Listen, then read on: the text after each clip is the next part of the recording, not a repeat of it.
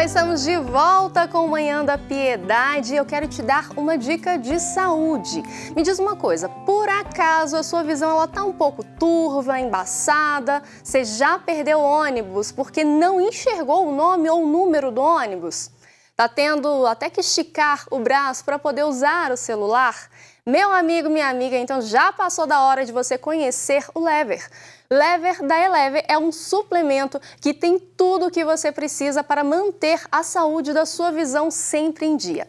Ele já faz e já fez a diferença na vida de muita gente por esse Brasil afora. Vamos conferir. Eu descobri há 18 anos que eu era diabética.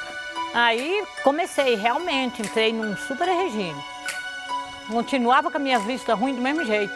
Aí como eu vi falando, nunca tinha visto falar do Lever. Comecei a tomar. Bendito Lever. Aí, não sei, um dia, por acaso, eu abri as mensagens, aí eu percebi que eu estava sem óculos. Eu digo, meu Deus, eu estou conseguindo ler. Mas, assim, ó, não foi assim, tomar hoje e amanhã já tá boa, não. É devagar e você tem que tomar todos os dias. Eu digo, agora eu não vou ficar sem. É maravilhoso.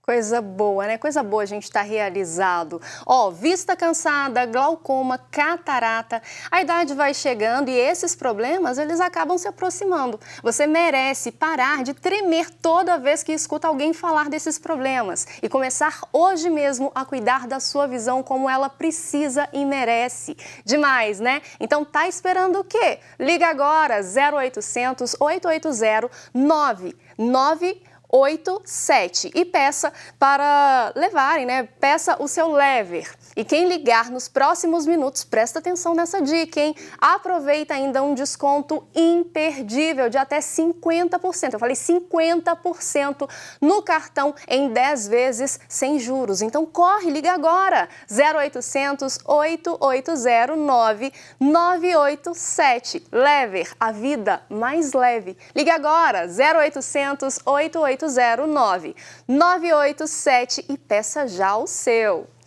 E durante a pandemia, gente, tudo se tornou um pouco mais intenso, né? Um sentimento se tornou muito comum nesse período. É o chamado languish. O nome é um pouco difícil, diferente, é complicado falar, mas especialistas criaram esse termo para podermos determinar o medo e aquela sensação de desamparo, solidão causados pelo isolamento social. E para falar sobre isso, eu converso agora com a psicóloga Renata Borja. Bom dia, Renata! Bom dia, Vanessa. Prazer enorme estar aqui com você. Ah, prazer todo meu. Renata, vamos falar sobre esse termo que é um pouquinho difícil, né? Antes da gente começar a nossa conversa, eu até conferi com você a pronúncia correta, porque realmente é um termo bem diferente, mas que infelizmente se tornou bem presente no nosso dia a dia, né? Exato. Essa questão do languishing é uma coisa muito complicada e está bem presente agora. E a gente precisa falar mais sobre isso, porque as pessoas não sabem o que isso é e o que isso significa. Então, a gente precisa começar a falar mais para ajudar as pessoas. Então, vamos começar pelo começo. Eu adoro essa frase, vamos começar pelo começo. Especificando bem o que é esse termo, o que é o languish? O languish, na realidade, um desânimo que toma conta da pessoa, mas não pode ser considerado ainda uma depressão, porque às vezes não tem ainda os pensamentos negativos da depressão. Ela é uma apatia, um estágio de apatia e de desconexão, assim, é como se a pessoa tivesse numa situação meio fora da realidade, assim. Se ela vivesse, deixa a vida me levar, vamos dizer assim. Ela vai deixando as coisas acontecerem e aí ela vai fazendo as coisas acontecerem de uma forma que ela não está esperando, entendeu? Seria como uma procrastinação da vida? Você vai deixando. Seria uma forma de procrastinação. Seria uma forma de... É como se a pessoa ela não vivesse o momento presente. E ela não vive nem o negativo nem o positivo. Ela está entre um estágio de felicidade e um estágio de depressão. Então, ela está numa situação intermediária. Isso é muito complicado, né, Renata?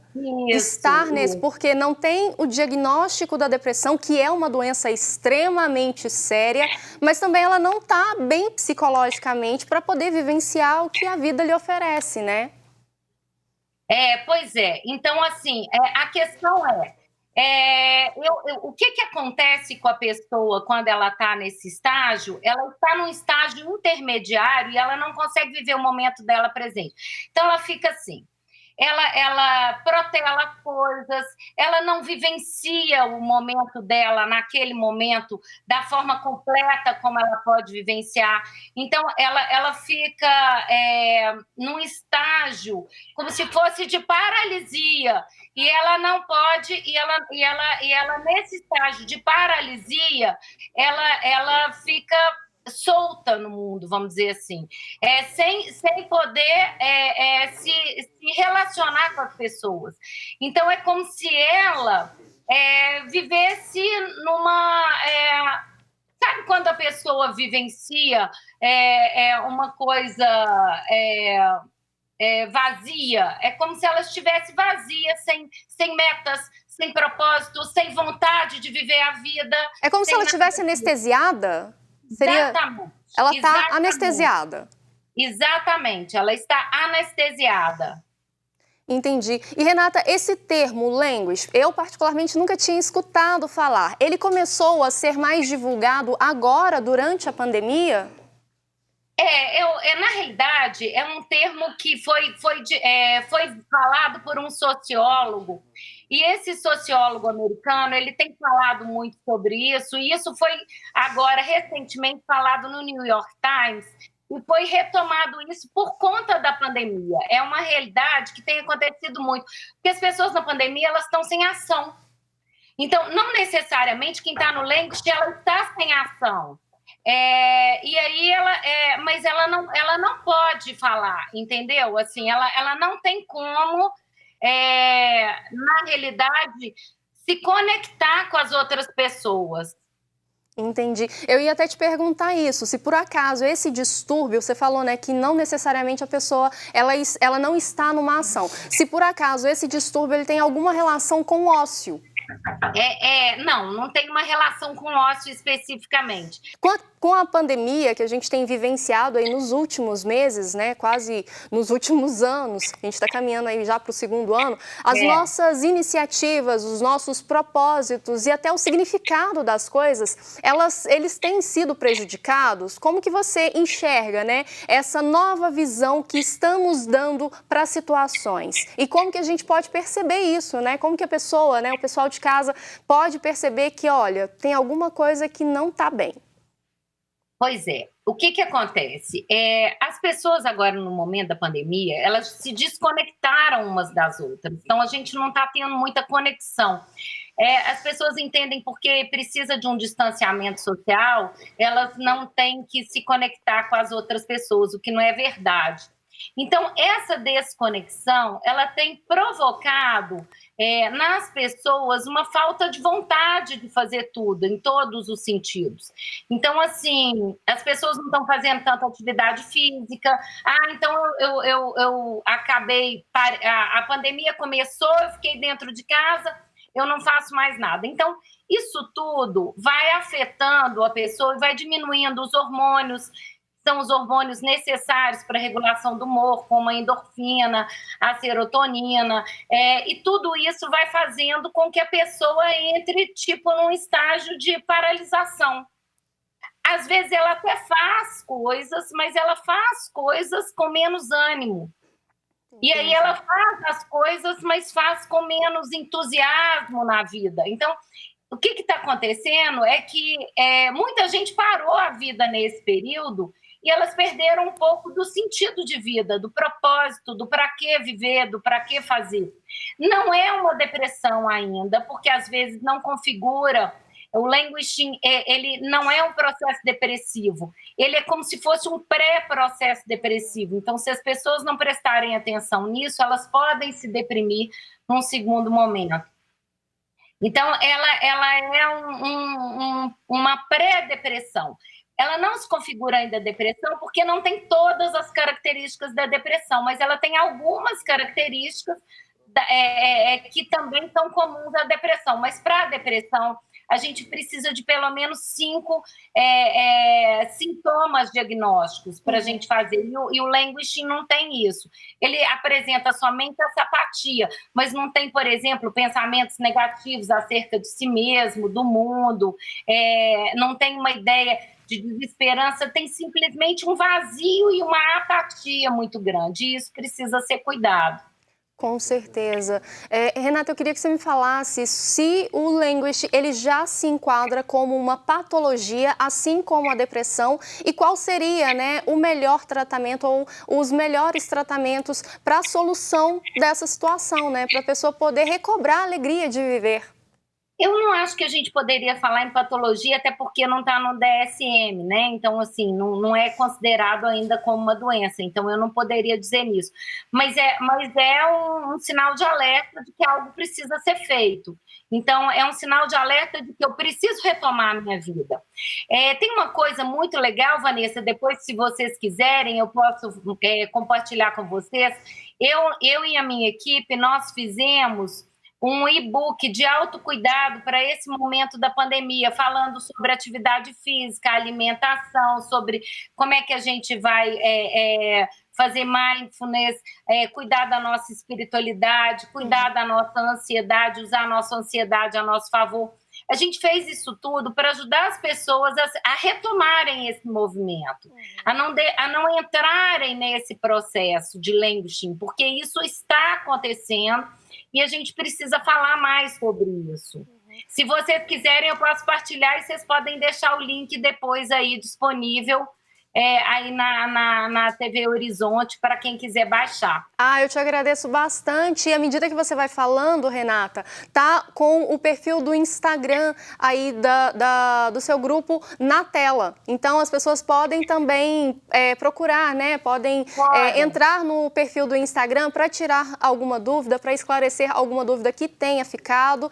E eu já vou aproveitar e te perguntar sobre a importância da gente dar nomes para aquilo que a gente está sentindo, principalmente nesse momento, né? Não deixar passar, principalmente pela grande mobilização que estamos vivendo, por esse período tão difícil que estamos vivenciando. É importante a gente tirar um tempinho, eu sempre falo isso em casa com meus familiares, sobre a gente tirar um tempinho no nosso dia para olhar para a gente e nesse olhar para a gente dar nome para aquilo que a gente está sentindo. Pois é, eu acho que quando a gente dá nome para as coisas, fica mais fácil. É como se a gente normalizasse assim, a situação e a gente fala, peraí, não sou só eu que estou sentindo isso, tem mais gente que está assim também. Então, a gente pode ajudar de forma simples, né? Esse guia mesmo que nós fizemos é um guia simples que pode ajudar as pessoas a ir retomando as atividades. Quanto mais a gente... O problema do languishing é exatamente por quê? Porque a pessoa vai ficando mais desmotivada, mais sem propósito, e ela vai parando. Enquanto ela está fazendo e ela está em ação, é menos mal. Mas quando ela começa a parar, aí sim ela já começa com ideias de incapacidade sobre ela mesma e ela começa a entrar num processo depressivo mais complicado. E aí vai ser muito mais difícil na hora que ela entrar em depressão. Então, ela é como se fosse um sinalzinho de alerta, dizendo, olha, presta atenção, alguma coisa está acontecendo aqui. E aí presta atenção com isso e a gente precisa fazer diferente. É como se você estivesse no trânsito, né, e piscasse o sinal laranja, ou seja, atenção, alguma coisa não está bem. E aí a necessidade de procurar ajuda, né, Renata? Exatamente, exatamente.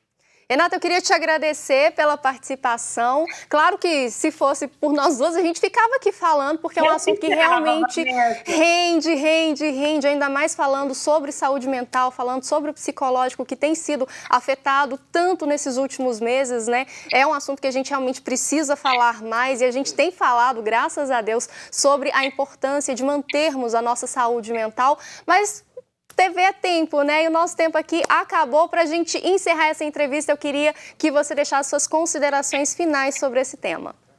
Olha, eu acho que as pessoas precisam começar a ficar mais atentas ao que acontece com elas.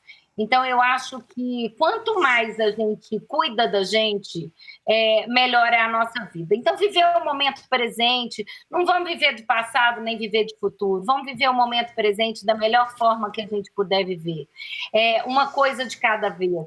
Vamos fazer atividade física, vamos cuidar da nossa alimentação, vamos cuidar da nossa saúde mental, vamos fazer trabalhos voluntários, ajudar as pessoas à nossa volta, vamos cuidar da nossa espiritualidade, vamos fazer tudo que pode fazer a gente cada vez se sentir melhor. Com certeza, e você falou, assim, eu acho que é o que define bem o nosso momento de hoje, é não viver de passado para não cair numa frustração e nem de futuro para não promover ansiedade. Viva o hoje, viva o agora, porque é ele que importa na nossa vida, né? Exato, Vanessa. Muito obrigada, viu? Excelente quarta-feira para você, excelente restinho de semana. Obrigada, querida, eu que agradeço, um abraço. Outro. Tchau. Bom, e a gente vai para um breve intervalo, mas você sabe que rapidinho, já já a gente está de volta com o seu Manhã da Piedade.